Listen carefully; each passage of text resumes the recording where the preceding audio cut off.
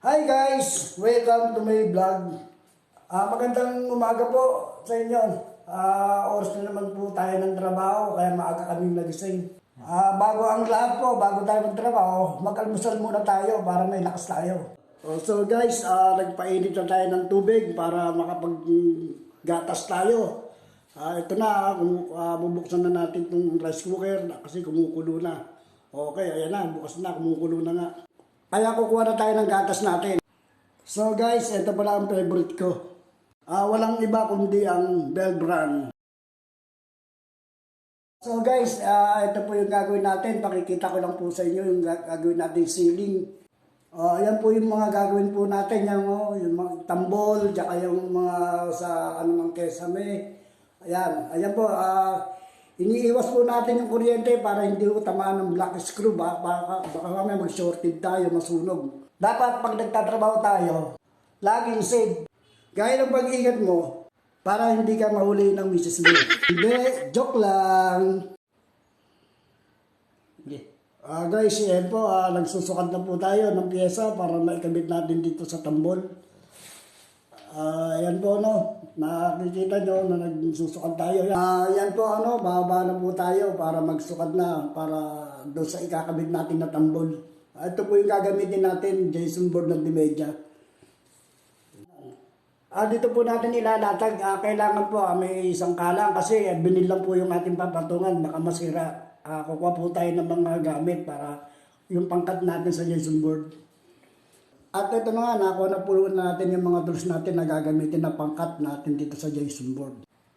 At ngayon po, kukuhanin po natin yung papatungan ng Jason board kasi nga baka po masira yung binil kasi binil lang po itong nakalatag dito sa flooring. Tara guys, samahan niyo ako, gawin na natin.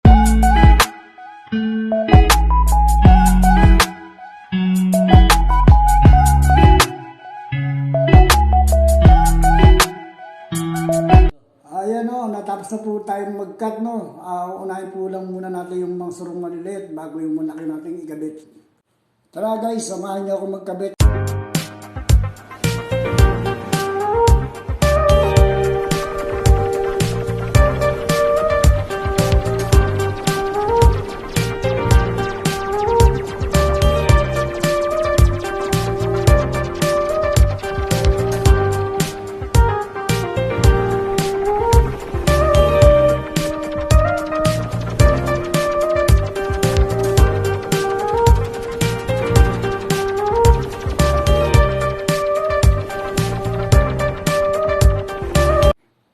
Guys, tapos na natin yung kabila, kaya lilipat tayo, yung malaki naman ang susukatan natin.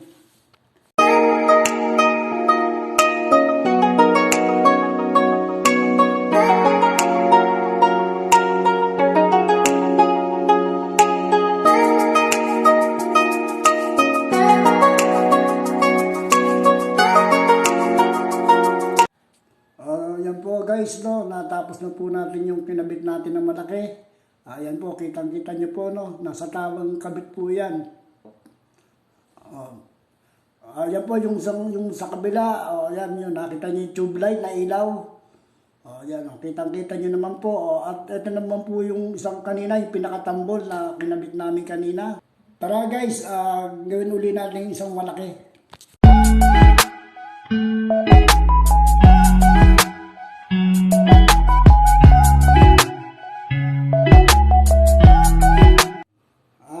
Guys, kitang-kita nyo naman po yung pagkakabit natin, tamang-tama yan. Yan po, naikabit na po natin yan. Kaya ang gagawin po natin ay maglilinis muna tayo para hindi masyadong mabasura. So guys, tapos na tayong maglinis. Kaya ang gagawin natin, ilalatag po natin yung Jason board na ipangkakabit natin. Tara guys, tulungan nyo ako ulit magkabit.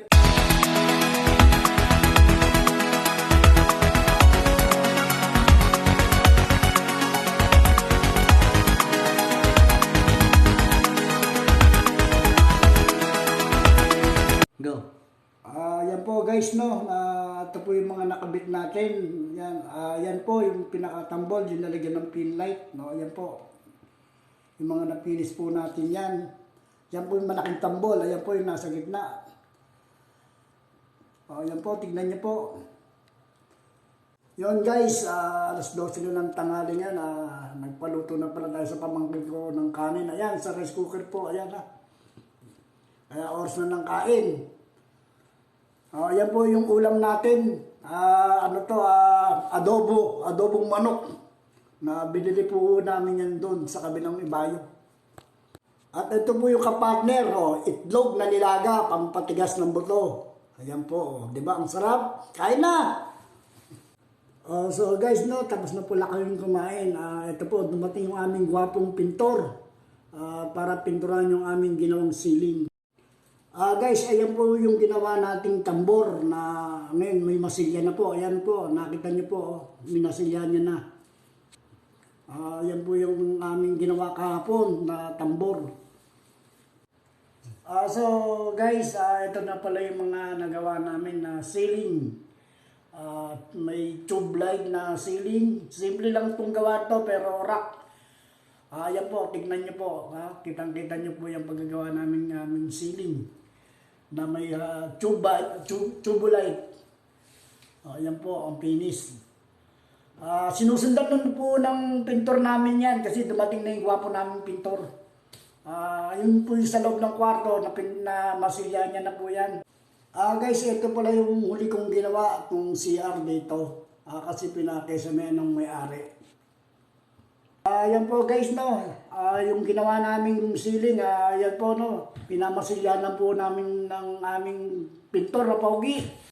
So guys, maraming salamat po sa inyong panonood. Sana wag po kayo magsawa sa panonood. Kita na lang tayo sa next video.